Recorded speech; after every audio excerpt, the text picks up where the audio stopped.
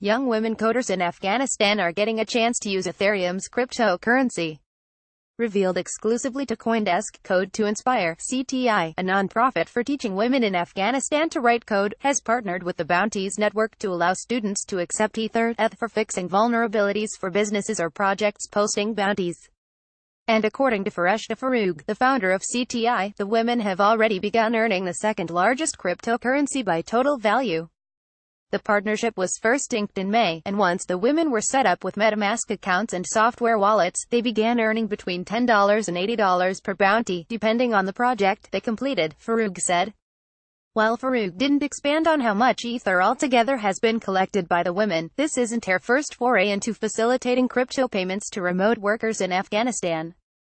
In 2014, Farouk collaborated with fellow Afghan entrepreneur Royal Mahboob to offer Afghan women the ability to earn Bitcoin by blogging. But the program ran into roadblocks since there wasn't a local cryptocurrency exchange to provide liquidity, cash for crypto, and most of the bloggers didn't have bank accounts anyway, whereby they could get a global exchange to transfer the converted crypto into. The challenge was how to exchange Bitcoin to the local fiat currency, Farouk told CoinDesk. At the time, Farouk and other CTI representatives would accept the women's cryptocurrency and give them cash in return, but this process had its drawbacks.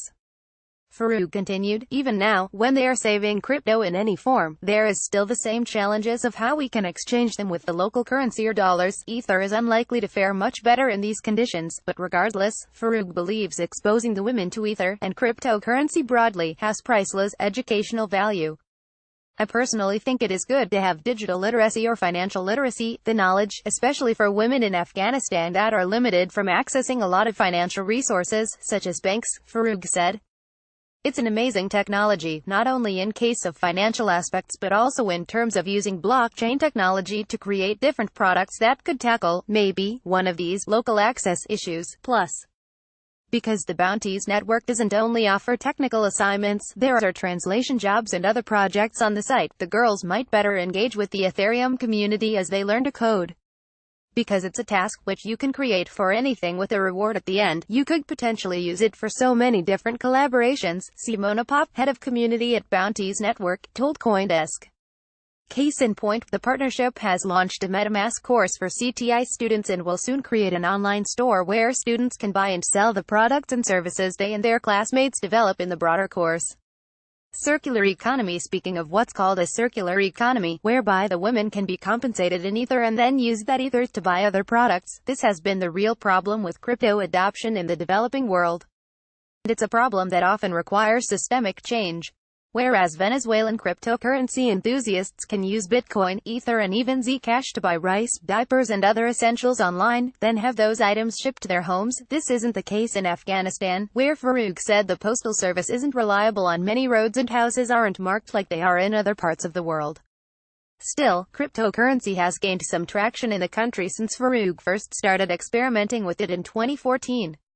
For instance, a few Facebook pages and other websites show that money traders are looking for more information on accessing cryptocurrency. But Jani Gak, an Afghan-American Bitcoin enthusiast who works with communities in her homeland, isn't super optimistic about the prospects for Ether in Afghanistan. People in the country are still asking pretty simple questions about the industry, mostly Bitcoin, at this point, and she's only had one Afghan trader ask about Ether, she said. According to her, one thing that could help, though, is if the in-person money sellers, called serafis, were to start trading cryptocurrencies. Afghans rarely trust financial institutions or corresponding mobile apps to convert currency, and instead prefer to use serafis, who deal with the multitude of fiat currencies used across war-torn Afghanistan, and if serafis got involved, people might move over to cryptocurrency as a long-term store of value rather than putting their savings in gold and other physical goods, which can lead to a number of issues, like they do today, Gak said. Global access still, even with much development to be done in Afghanistan to make it ripe for cryptocurrency adoption. Farouk sees the partnership with Bounties Network to give her students an introduction to Ether as a beneficial step on a long road towards financial independence.